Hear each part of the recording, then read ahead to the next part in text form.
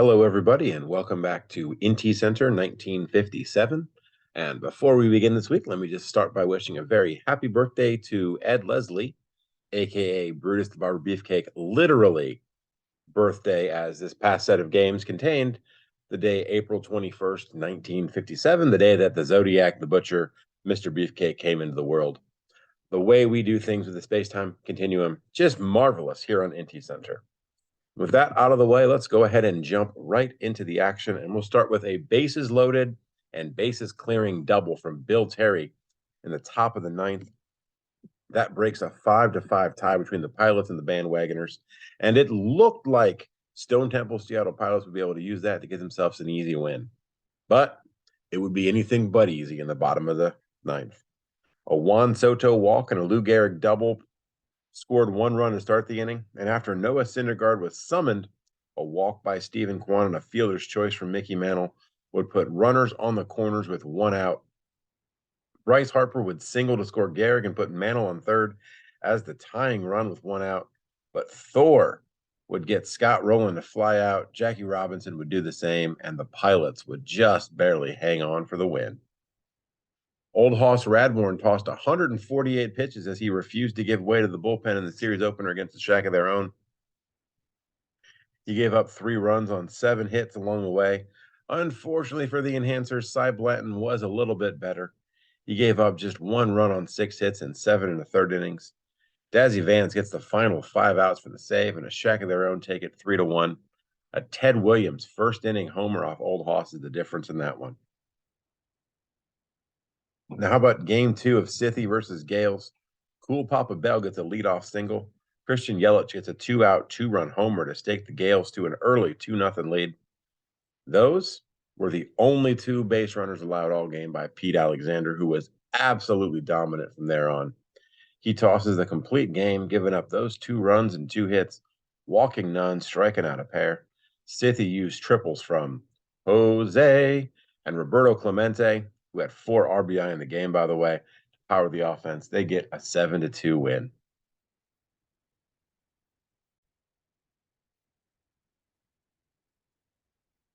Dave Brown tossed a 2-hit shutout for Stone Temple Seattle Pilots as they took the second game of their series against the Ever City Bandwagoners. And hey, it looks like the Curse of Heels might be stronger than the Year of the Toad. Ramsey now sports a 1-3 record and an ERA of 7.62. Jose Rio tossed another gem. Talk about big seasons we didn't see coming. He goes 7 innings, gives up 1 run on 2 hits, and Game of Thrones takes down Amazings 5-1. And how about this for breaking news? Mirabel Madrigal, she finally remembers she has Bert Dorr on the roster. Now, he tossed all of 2 pitches, but he did notch his first save of the year as the family Madrigal take down Game of Thrones in their series finale 6-3. Tris Speaker with 3 hits and errors from Robbie Alomar and Cristobal Torriente helped Madrigal score 3 unearned runs. And Amos Rusi and Doc Gooden had dominant starts and lopsided wins to get their team wins on getaway day.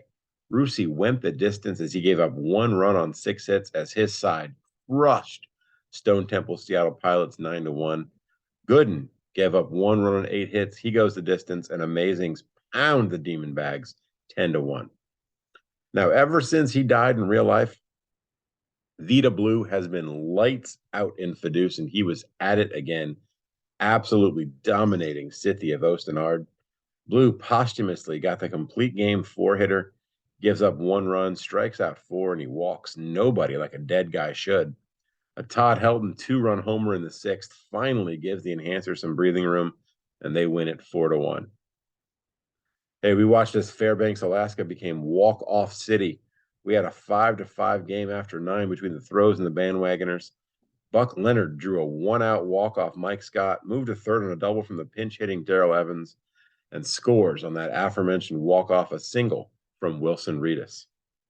And after Madison Bumgardner's wild pitch in the 8th let the tying run score for Amazings, Ty Cobb got the walk-off double, driving home Wee Willie Keeler to help Amazings take the series opener off the Zods and helping Codd pad his OPS stats, since really a walk-off single would have sufficed. The double does nothing, but it does pad his stats and may help him later in the year in the MVP race. You never know.